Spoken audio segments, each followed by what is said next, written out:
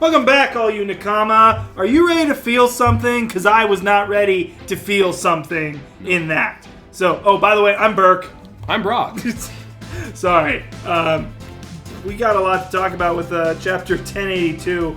But before we get into that, if you like our shenanigans, please hit that like button, subscribe, ring that bell, comment below, chat with us, talk about, how Buggy-sama is actually going to be the Pirate King at one point, because it's his dream, apparently. Or the dude actually had, a healthy respect for Roger. And Shanks. Anyway. Damn. And then, if you also want to financially support us, check out our Patreon, where you'll see full reviews of JoJo's Bizarre Adventure on our Yonko Reacts and other goodies that are coming soon. So, with that being said, let's talk about this chapter, Brock. Let's do it, Burke. Because, first off, Rip T-Bone. Actually kind of sad about that. Yeah. He was a Mimi character the first time I saw him, but he was a genuinely good dude. Oh, absolutely. Real quick. So I tend to make it known that I have no problem with most characters not dying.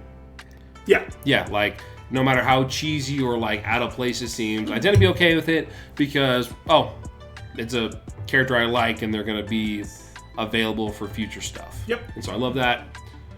I can appreciate, however, because for those of you who don't know, my main issue specifically with shows when they go through a time skip is it's like the creator has this need to completely change the world. Nothing of what it was remains. It's darker, the characters are darker, there's not as much humor, the music completely changed. For me, that's Naruto, I was about to make the same comparison. Naruto, I think, is the biggest, the biggest one. And it works for Naruto. I don't hate it. Oh, I don't hate. I don't. Obviously, I love Naruto. What am I talking about? No, I don't. I don't hate what they did with it, but it definitely felt like Kishimoto had changed the entire tone. It felt like he changed it just for the sake of we're older, so now things have got to be darker, rather than it didn't feel quite like the most natural changes. It didn't have as much of the lighthearted vibe. Exactly. It had none of it, really. It really. There were bits and pieces. It really only came from. You're definitely right. It really only came from Naruto. No one else really had that at that point, and what I appreciate here is that there's a balance, because Oda has always made a very good balance on comedy and feels and heart, yeah. And I can respect increasing the stakes in a world by adding in some deaths. I like that he's not just killing after killing after killing. Mm-hmm. He's doing this with select characters and in ways that feel like they feel natural. They go along with the main events of the world, like T-Bone. He's not, his sudden off-screen death isn't unforgivable, because he was awesome when we saw him one time, and he was. Well, and Oda introduces this Chekhov's gun that is cross-skilled, where legitimately they are putting bounties on Marines, and they're acting on that. They're not just a joke. And Oda's acting on that. Yeah, and I truly respect that. They're not just going to be hanging out there without actually killing any Marines. There's an actual fight going on, a fight back on the Marines. And so I can appreciate he's been very balanced about how he takes them off, because in my opinion, I think a lot of the deaths that Oda has put in here have been very well developed and make a lot of sense. First example I would say would be Pedro. No, yeah, Pedro. Pedro, in my mind's eye, in my mind, it felt right, because that was the first time they had ever actually physically gone up against an Emperor's crew. Mm-hmm. And they weren't there with their full power either. Yeah. So they just weren't ready to fight. They were there specifically just retrieve. It was a smash and grab mission. That's all that it was supposed to be. went rather wrong. And so it made sense that you're in literally a new world now, And so, yeah, it makes sense that someone was lost. I do like that they're not killing off like the main characters. It just doesn't feel like that should be that doesn't feel like what this manga is, anime. Both. Yeah, both. It doesn't feel like a Gurren Lagann. Like, it works for Gurren Lagann. I don't get that one just because obviously I haven't seen Gurren Lagann. As it goes in there's a lot of loss, a lot of character deaths. But I appreciate that these are characters that are well known to us. They're not major characters, but they are very relevant in their arcs, very memorable. Like, the moment it was like, oh, Absalom's dead, and like, oh, Absalom's dead, you're gonna immediately remember this beast man who was who Hogback had turned with multiple genes of beasts.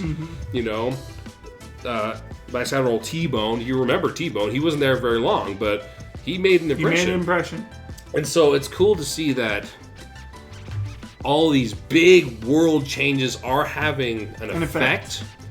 But it's not like overdoing it. It's not like, oh, they're hunting Marines, now all the Marines are dead all of a sudden. There wasn't a random genocide of a bunch of characters we all know. Exactly. It was like, it didn't Tarantino it. Yeah. Essentially. It works in his style, obviously.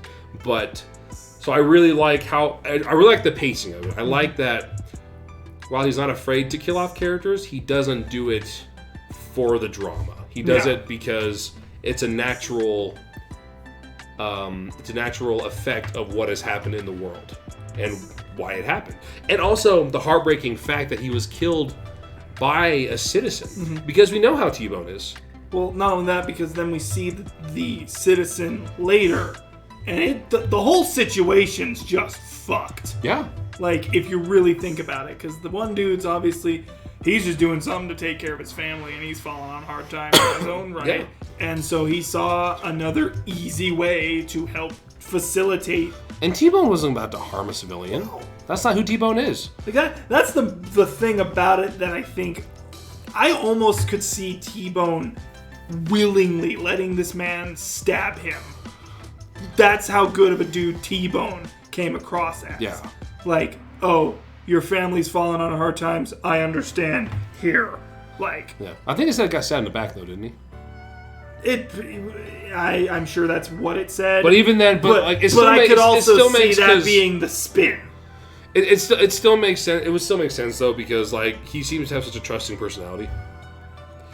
Like, I don't think he gives me the vibe of someone who could be naive at times. Yeah. And so maybe could be too trusting, especially of people he's protecting. So it's a shame what happened to T-Bone, but it's also a very real and effective way to do it. And it really solidified the power that is Cross Guild. Yeah. Because, for a while, we weren't sure if it was just going to be this funny interchanging between Buggy and then the two actual strong guys. Was it just going to constantly be, let's shit on Buggy for this? And, no. It clearly is this is an organization. Buggy's the figurehead. They're in the running. But they're in the running. And, even more so now. And here's the thing. Buggy's not just a figurehead anymore. I know. He doesn't have the power, but he's got the people. He just pulled a fucking Gandalf right there. Because Gandalf's whole purpose in Lord of the Rings, legitimately, his mission was never to, fight Sauron directly. His mission was always to, light the fire in people's hearts to help them along and resist the forces of evil. Buggy just did that, where, his words alone have re-inspired his whole crew.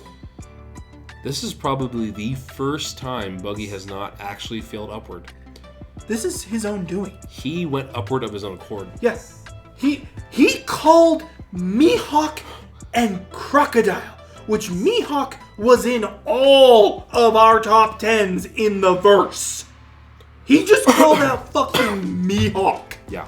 As hey, what about your ambition? Where'd that go, Mihawk? Oh my god. Which, Mihawk's the strongest swordsman in the world currently. I don't know if that was his ambition or if he also had a dream of going and finding the One Piece. I would assume so, because obviously finding the One Piece is something that inspired a lot of pirates, if not most of them, to go out to sea in this world. I can't believe it. I can't believe the day would come where I see Buggy in a different light. Right. This isn't just a meme. No. This is actually He had legitimate tears. He failed into being a Yonko, and he at least says, by some twist of fate, me and Shanks are on the same footing, so why not?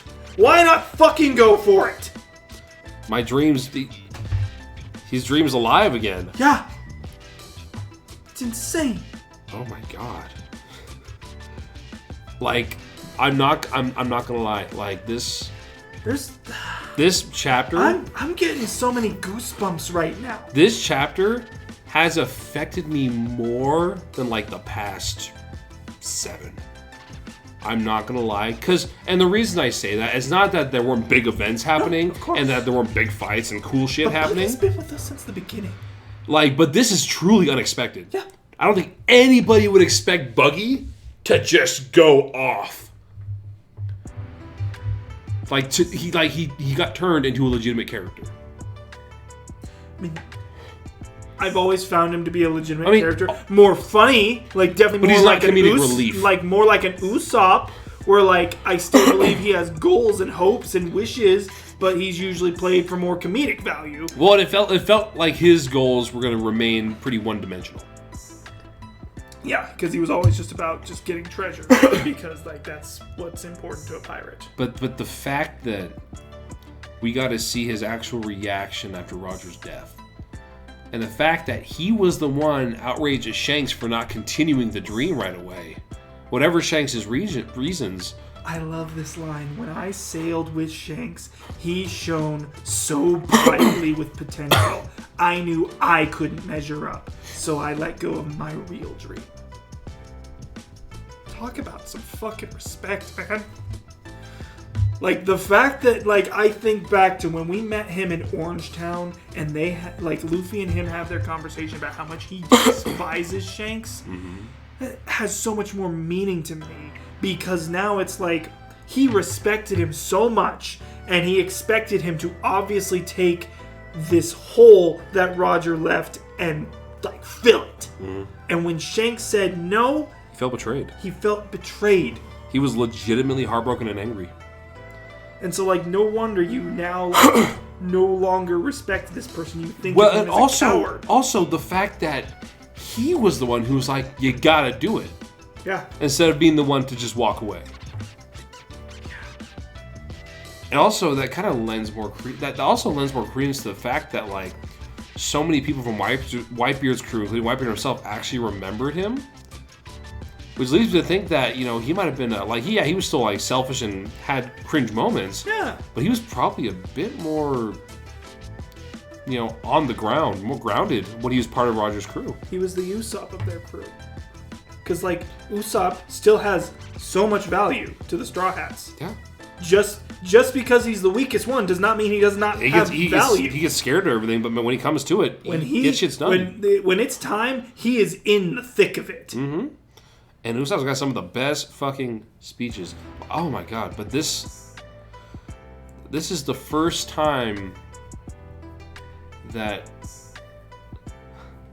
I think that we've seen Buggy speak from the heart. Yeah, because he's always been lying to himself and to others. Here's the thing: he was written in such a way that it never felt like he was lying to himself. It felt like everything he did was premeditated, or is I'm gonna survive this by tricking this person. I'm gonna live my life flashily. Exactly, and get all the treasure in the world. Oh my god, this is kind of cool, because all these characters we've known since the beginning, like Luffy and fucking Buggy, we're fighting their actual dreams that aren't what we thought they were from the get-go. Everything's a lie. But it's the best kind of lie. The Gomu Gomu no Mi was a lie! Anyway, oh my god. This is Oda, I fucking love you. I love the way he makes this. I just love One Piece, man. One Piece is so I never thought I'd actually fall in love with Buggy as a character. Like without it being like ironic. I enjoyed him. Yeah.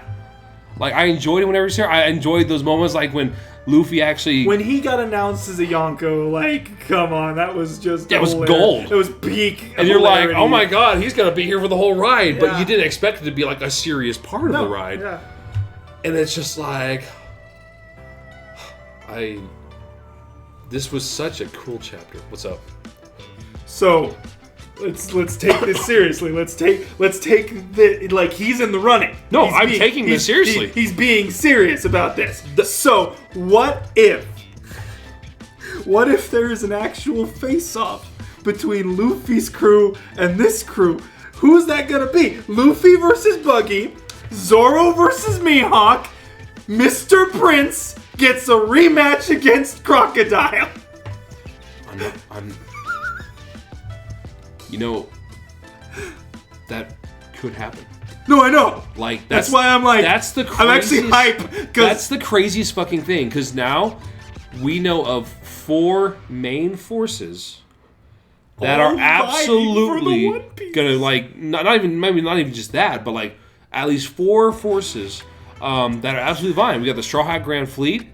We got the world government. We got Shanks and we got Blackbeard. And then, I guess it's 5. That's 5. And now we got Crossgold, because here's the thing, like, Crocodile and Mihawk, they never really cared about One Piece, as far as we can tell. Like, I almost think that Buggy is right, though. I think he's calling on this, because I think at some point they did. It's so weird! I think they did care. Because it's the truth. But then they let reality hit them too hard, and they dropped their dreams. They became Bellamy's.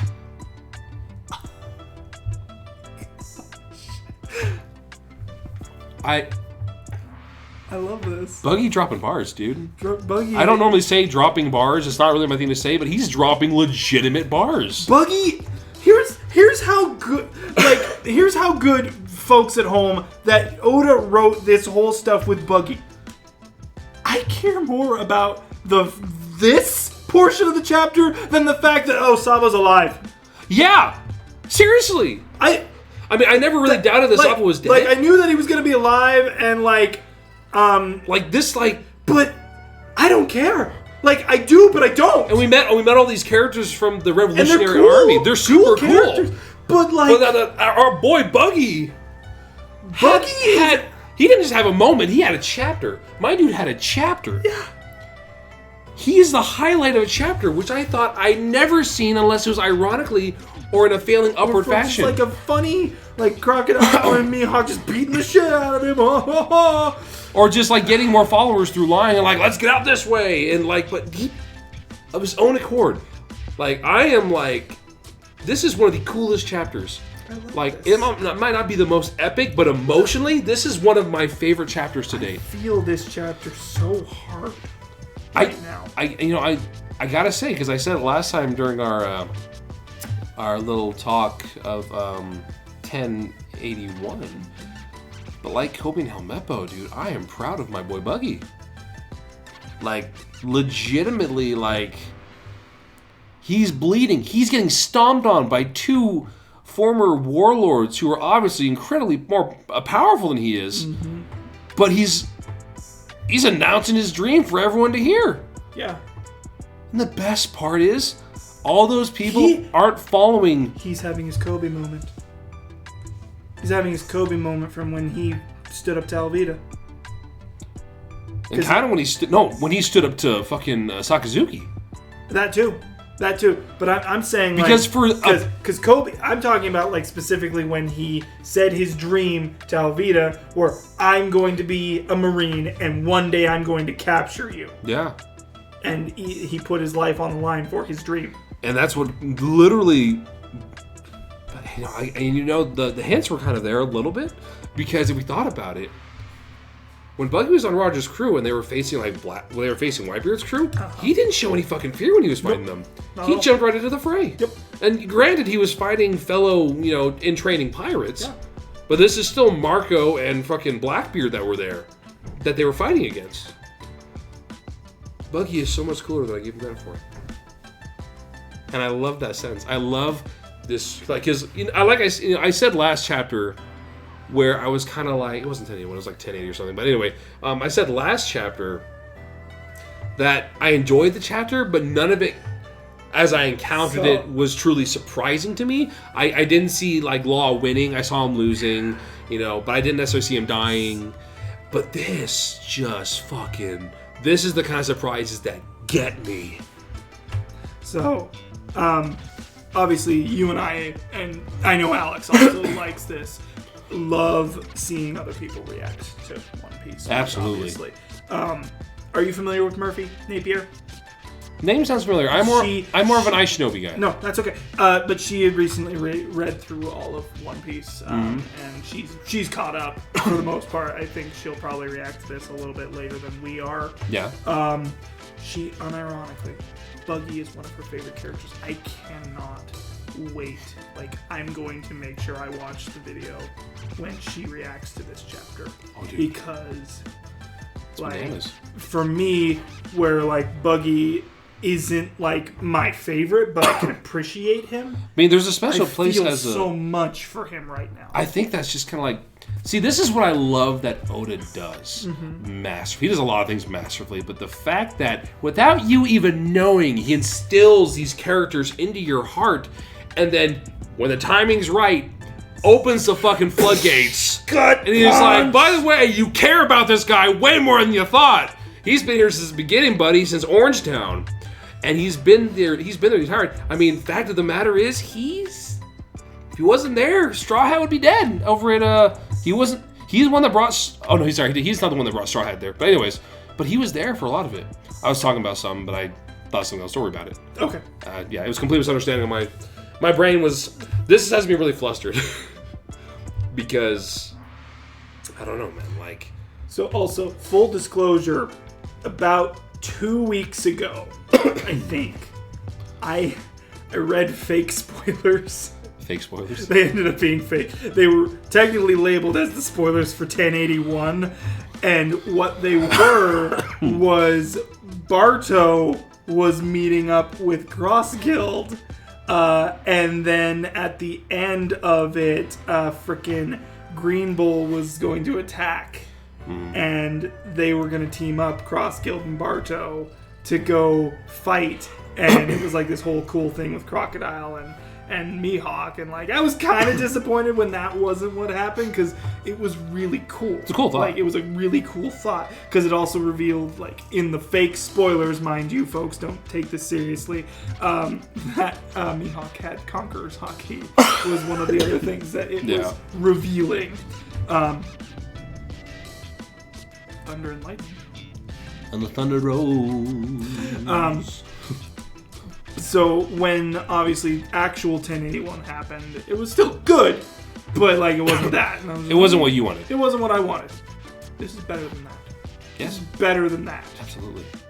Because all of a sudden we've taken this character who all of us think or thought. He was just kind of like affectionate. It was there. It was just the affectionate, oh, bless that guy's heart. He's such a rascal. Yeah. And you're like, oh. It's always kind of like wondering, I wonder what kind of shenanigans Buggy's getting. Who's he going to get to join him now? Yeah. Because he's such a bullshitter. Because he's always failing up. And then, like, it's funny, too. Like, here was my thought process during this. It was like, when he started telling Crocodile and Mihawk off, I thought he was fully bullshitting. I thought he was being like, all right, here's what I'm going to say to get them out of this. To get out of this or get them to go a certain way. And then he was legit. And then he starts crying, but also he flashbacks to him and Shanks. And I'm like, oh, this is... my little, like, knowing smile slowly dissolves to... He's being real.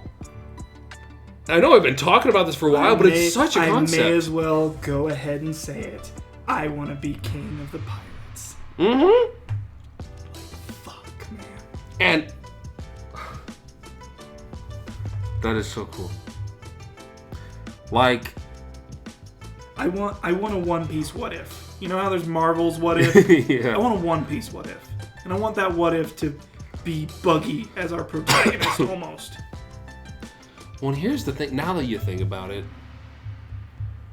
Buggy's always had this kind of humanity in him that he doesn't show. But like, for instance, Gaimon. You know, when he was hanging out with Gaimon, he showed a very throughout Impel Down, he had moments of like where Luffy being just Luffy, like drove him to tears on just like how like how innocent he was, how like innocent trusting and willing to accept whatever Buggy said to him. Yeah. Like even Buggy was just like, I feel bad taking advantage of this guy. I think I'm sorry. Buggy's. I think he was just jaded.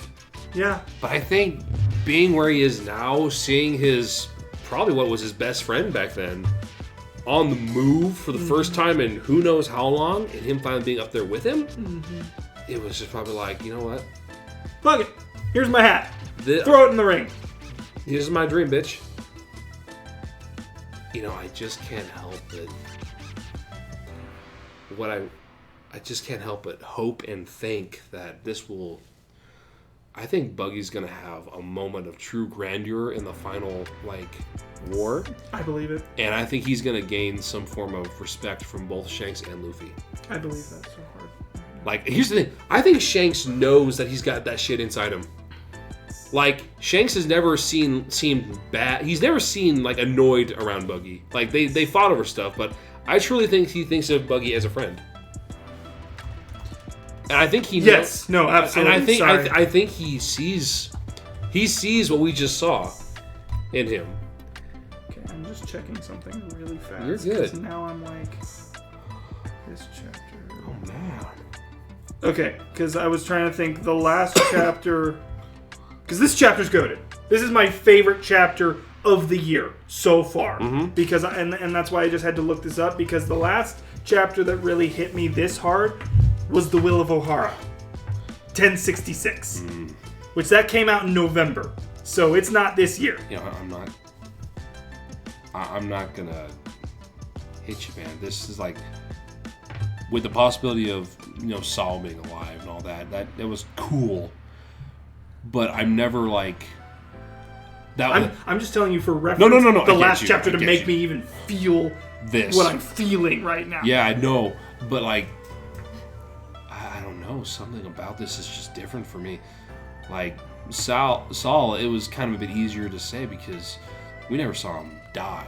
Like, we saw him get frozen by someone who is his friend, you know, and we know Aokiji isn't a bad guy as far as we know.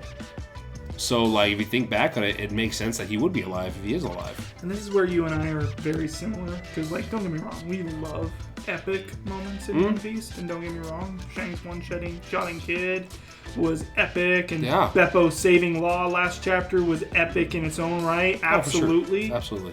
But you and I have always loved the tugging at my fucking heartstrings kind of things. And this is just, like, one of the ultimate ones. You know, and it's just one of those speeches. There's not very many. I never expected one of my top tier speeches to come from Buggy. Right? Like, legitimately, like, not bullshitted top tier speeches. Because, what was his name? The guy who got executed in Wano? Yasui. That dude hit me hard. Yeah. And this is like at the same level, but like a different kind of feeling. It's not sadness. And he lives after this. No, he's not dying. He's like, there's a like if they didn't need him, they would have killed him already. Yeah. And just the fact that he ballsed up enough to do this shit right in front of them in the same room as these two. Yeah. Holy shit. Oh, like, he's giving me kind of like, you know what he is? He's giving me kind of Team Rocket vibes. A little bit. I can see that. Because Team Rocket, they're silly as fuck. But they have their moments. Especially in, like, I want to say it was the Lugia movie. Yeah, in 2000 when they help Ash get there. They have one of the best moments in that movie. Yeah. And I didn't watch very much after that. I feel like that was my cutoff point of like movies. Oh, I remember it clearly. Yeah. But like that was one of those moments where like they had hearts of gold in that movie, and I appreciate them so They much. do what they do because it's their job. Uh-huh. Oh, Gosh dang, dude. this is... Okay. There's a lot of things I might have expected, but this truly was not... This was unexpected. I never imagined this in 100 years. No. In the whole run of One Piece. No. I never would have seen this Think coming. of like all the theories that we've made recently. None of them had anything to do with Buggy. Like the things that might have had something to do with Buggy weren't about Buggy. They were about Mihawk or Crocodile. They were about Buggy in relation to someone else. Yeah. Or some bullshit he's pulling. I would have never guessed that Buggy, of all people, had a deep love and respect for Shanks at one point, stopped following him because he saw him as a coward after a certain point, and then gave up on his own dreams, became a jaded clown in the East Blue. Fucking... Man. Never. You're correct. Never in 100 years would I have guessed the contents of this chapter. But you know what? I prefer this to anything we've said. Yeah. This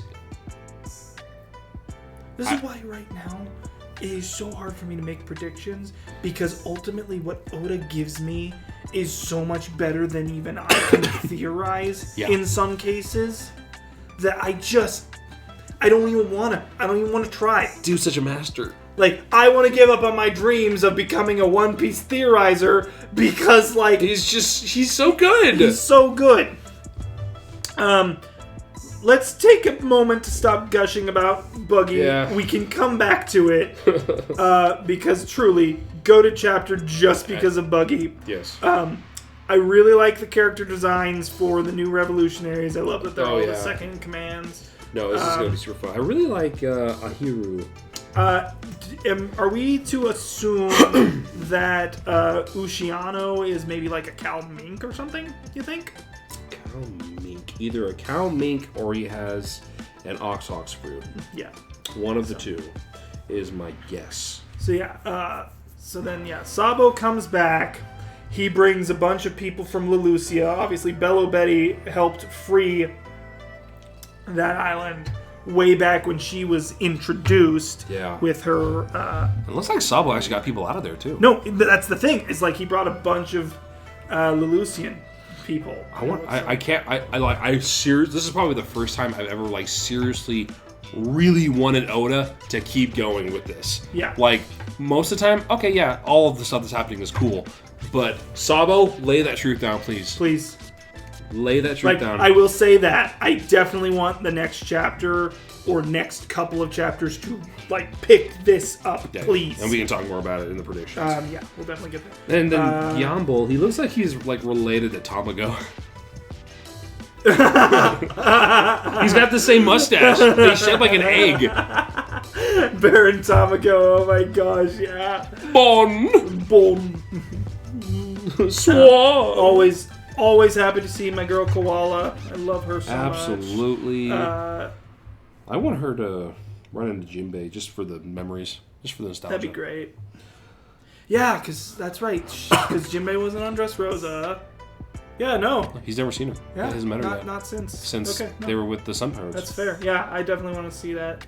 We most likely will. Oh, absolutely. Because also, like, Alex's theory about Dragon technically being the one marked by flames with the whole black ship and everything. Mm-hmm. I think Luffy, obviously, at some point has to meet his dad, so hopefully all that stuff comes to pass. I mean, at this point, the world seems to think it's either a dragon or Scopper Gabon, so...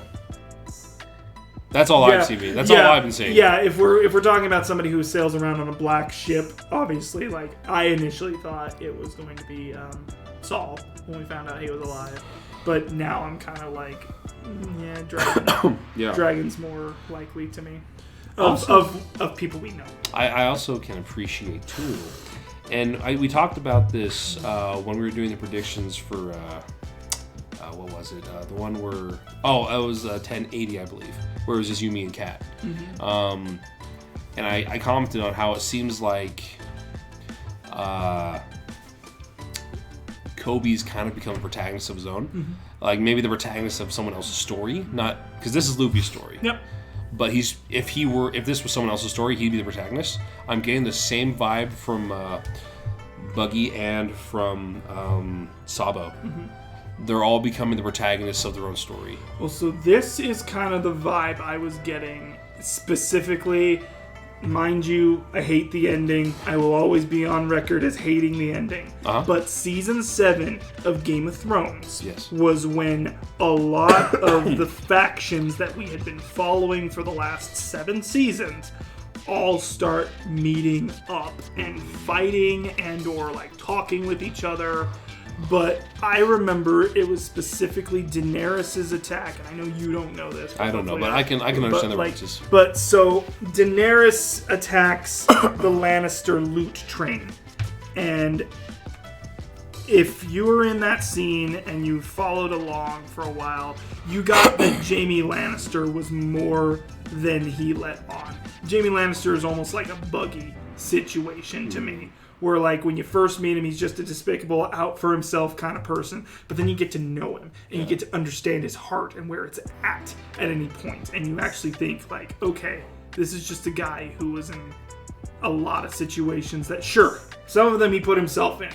But other ones, it was like, he did what he thought was right in that situation. Yeah. So this happens. And there's a bunch of other characters that we, as an audience, all grew to love. And I remember watching that and being like, I don't know who to root for at all. And mind you, it wasn't... Game of Thrones obviously didn't have a clear protagonist like we do. But now it's getting to that point where, like, you almost, like, want to see somebody else get a shot at being the hero. Yeah. And I love Luffy. Luffy's my favorite fucking character in this... Oh, no one will ever replace him. No one will ever replace him in my heart. But seeing Kobe and Buggy, like... coming in their own. Kobe's fulfilling his dreams, man. Dude's a fucking hero. He's literally a hero of the Navy. He has been given Garp's blessing as the future of the Marines. Buggy is over here like, I became a jaded loser, and I'm done. I'm doing this my way. Like, it's crazy. And what I was saying too, going back to it, is what I truly love is that they're introducing all these characters not as just side, but these are legitimate the parties of these protagonists who care about their leaders. We've got Sabo's party right here, which is all the vice captains and captains. You know, we always knew Buggy had a soft spot for his crew, at least the higher ups. And his crew definitely has a soft spot for him. They love him. They fucking made a grave for him when they thought he was dead. And like, oh my god, like I love that we're not just relegating these other crews to like, oh, there's the commander and then there's the second in command and then all these other faceless people, like they kind of did with Kid. Yeah. And then, like, obviously the characters were designed very uniquely. Yeah. But you never really got to know them compared to personalities. Compared to Killer and Kid, and to a lesser extent, Law's crew, because they all had names and they all had personalities. But still, when you think of the crew, you really think of Law, and Beppo, and maybe John Bart. Maybe John Bart. I think of John Bart more than I think of Shachi and Penguin. Yeah. So I love that these big players that are up and coming in here, have these friends that surround them, that legitimately care about them, and they have their own personalities, their own way of interacting with them, and it's just what is it? Richie, Kabaji, and Moji, that's right. And Mr. 3. And Mr. 3. I think Mr. 3. Alvida. I think Mr. 3 is a bro at this point. Yeah, I think Mr. 3's, dude, I love Mr. 3 now. He's his bro now. Like. They went through hell together, man. Literally. And like he's like at this point here's the thing. I'm certain that Mr. 3 is actually stronger than Buggy. Yes. He was the third strongest numbered member of Baroque Works. Let's be real. He's definitely stronger than Buggy. But the fact that he still follows him and like hasn't left at all. Bruv, I think there's friendship there. What if Buggy gets, like, hockey out of this? And I'm not even memeing on that. I think that'd be fucking sick. I don't think that would be highly explored, but I do think the possibility is definitely there. I think it would be actually so sick at this point, because when he was announced as a Yonko, it was more funny. But now I'm at the point where I'm like, I think it'd be so sick if Buggy actually, like, paces himself here and, like, starts seriously planning this, seriously doing this, and, like, training himself to, like, use maybe some armament or some observation. Yeah. Fuck, maybe the dude's got fucking conquerors and he just doesn't know. Here's that. That's the thing I'm thinking of too, and it's often the reason why I don't think Sanji has conquerors as opposed to Zoro and Luffy is just because Sanji he's never had that personality. He doesn't have the will for it. He's not going after something that requires a conqueror's will either. He doesn't have that kind of destiny. Luffy and Zoro, their goals are literally top of the world type goals that require a conqueror's will. And then there's like, and this, if this doesn't happen, I'm okay with it.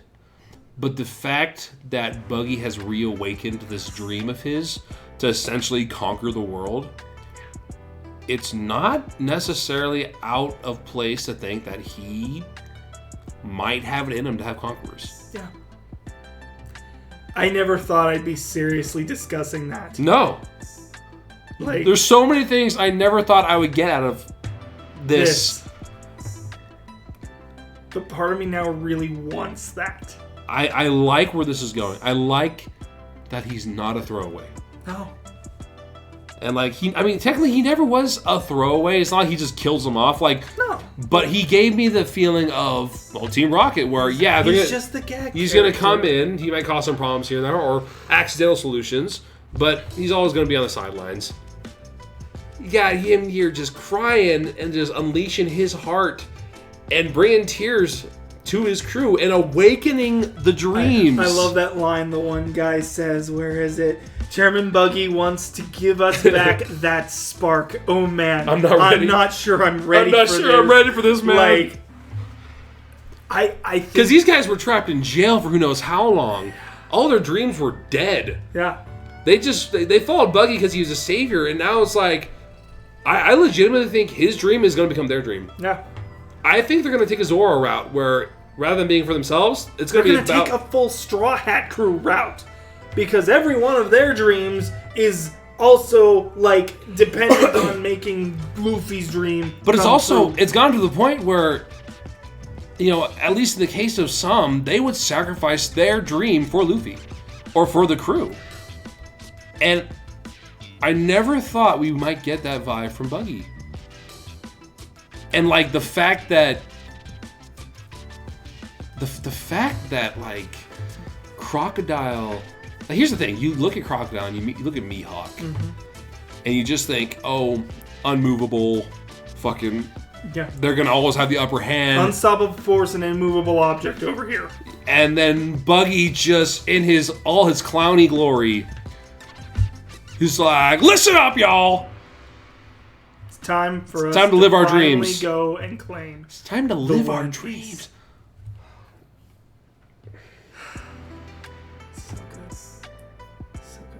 Okay, derailing that back to that was derailing. But that was the derailing. So I'm derailing from Sabo really quick. So obviously he comes in and he has this secret meeting with Eva and Dragon because, like he says, just hearing it might put your life at risk. So I'm only telling you two. So there was some major trouble at the referee. Well, also that'd be really interesting too, because I do believe. Remember when Lucia was disappeared? Yeah. It just makes I know some of our theories or thoughts might have involved some kind of power that allowed someone to attack from far away, maybe a sensory power, something like that. And so maybe it's a matter of like one of those things where if you speak it might appear type deal, not necessarily in that format. Kind of like Voldemort's name in the last novel where they put a taboo on it. Where if you speak it, it could be there. And that is terrifying Especially if that's the source of whatever did that to Lelouch. But also, that also makes you wonder, what happened to Lelouch? Was it actually destroyed? And also, how did they have enough time to get people off the island? Or were they already off the island? Oh man, there's so many things. There's a lot that needs to be explained there. There's so many things. He said he wasn't even on Lelouch. That's the weird thing. But he obviously has Lelouch but like people the with him. shot we saw of him when that happened, it made it seem like the thing was over his head. Yeah. Independence Day style. Yeah. Like he was looking at the bright light as it blows the island up. Oh my god. I did like this. This was another thing, and So, it's not necessarily the truth. It's just a thought that is part of one of the theories we've had about Kuma. yeah. Dragon says he might have been programmed to return to Mary Joie as a contingency. Oh, yes, yes. So, like, I like There's that. a potential there. There's a potential for that. I don't think so, based on what he was doing at the port. Yeah. Because, like, it seems like he would have just, like, turned himself in. Yeah, it would have been a lot less, like, run into walls. Right. So... To me, it seemed like he was trying to get through it. But I don't know. Has that always been the Revolutionary Army flag design? Because it's sick. I don't remember seeing it looking like that. Have we ever seen it? I don't know. I don't know if I've ever seen the actual symbol of the Revolutionary flag. Alex, if we've ever seen it before this chapter, will you like put a note or like screen cap or something? I don't feel like this is we've ever seen this before. I've never seen this. I really like the dragon in the middle of the RA. I love that. That's cool. Yeah. So, colors are great for these new characters. I hope that's what their color scheme actually ends up being. I always love seeing who does what. This is Grish doing this one, if I recall. Or no, maybe that's a different one on the Revolutionaries. Anyway, no, solid all around. Absolutely. I could keep gushing about Buggy, but I think we've gushed so much about Buggy. So much. Like, this is just such a Buggy centric chapter in a way, and just I've never that's one of the few times I've seen someone actually break Mihawk's composure. Mm-hmm. Dude, Crocodile hasn't been that furious since like Luffy. Or when they were going to, or at Marineford, because he didn't want the Marines to get their way either. That's true. He was pretty angry there too. But either way, but I still think this is actually the angriest I've ever seen Crocodile, because he's normally so composed, and even when he was like shouting at people in Marineford, he wasn't like breaking his cigar angry. This is fucking Hades in Hercules when he beats the Hydra, where he like just smokes his whole fucking cigar because he's so angry. Burning pain and panic to death. Yeah. Like that's what vibes I'm getting from that shot. Oh. Anyway, no. Yeah. Buggy is obviously dropping some bars if he can break both Mihawk and Crocodile's composure on this. Well, and like he already had the power. Yeah. Like they have the individual power. He's got the crew. Yeah. And now that he's said this, they're not. They got to live up to that. They're gonna take Buggy's side regardless. Yep. Like it's pure loyalty. They have to. It's pure loyalty. He's backed them into a fucking corner. Like yeah, they can threaten him all he wants, but the crew's his. Yeah. Not theirs. Cool. So yeah, if you enjoyed. Sorry, real quick. Oh, sorry. One more thing, because I just thought of it, and then we'll get out of this. Okay. It's interesting seeing because like Crocodile and Mihawk are so used to being in the background or not relying on anybody. Kind of in the shadows. In the shadows, and like they're used to manipulating it wheresoever they please. Mm-hmm. And now they're experiencing what it's like to have someone be manipulated. Not even he's not even manipulating them. To face off against someone who has actual loyalty. He has their loyalty, and they can't do jack shit about it. They can try to beat it out of him. They're not gonna. Because this boy just opened up a door for all of them that No one in this world. He just had a or their Whitebeard world. and a Roger moment in the same thing. Yarg. Because, yeah, imagine all the people that would have still kept rushing in to fight on Whitebeard's behalf if he wasn't already trying to get everybody to leave when he said the One Piece is real. And just like the poetry of him just not only remembering his own dream, but opening those doors back up for all these people who had lost hope while in Impel Down. He pulled the Sora. He opened the doors to all of their hearts all at once. I mean, dude, right now he's Luffy tier, Luffy tier charisma. Yeah. And all it took was for him to finally be real and take himself seriously. Sometimes all it takes is just being authentic with yourself and those around you. God, that's such a fucking lesson! Be authentic! Damn. Okay. If you enjoyed that whole spiel about Buggy... If you want to hear more about Buggy... Thank you for not clicking off, because we had a lot to talk about with him, and we'll probably have a little bit more to talk about when we do our predictions. So, thanks for putting up with this.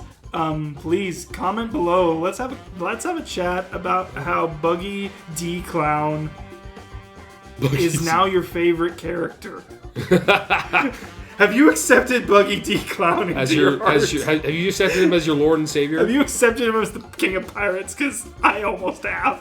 I'm not gonna lie. I felt like I was cheating on Luffy for a little bit there. Definitely. I was kind of cheating on Luffy a little bit there. I almost had to take the hat off. Jeez. Anyway. But stay tuned for our predictions for Chapter 1083. Coming very soon. As always, like, comment, subscribe, and we'll see you next time, everybody. Bye. Bye.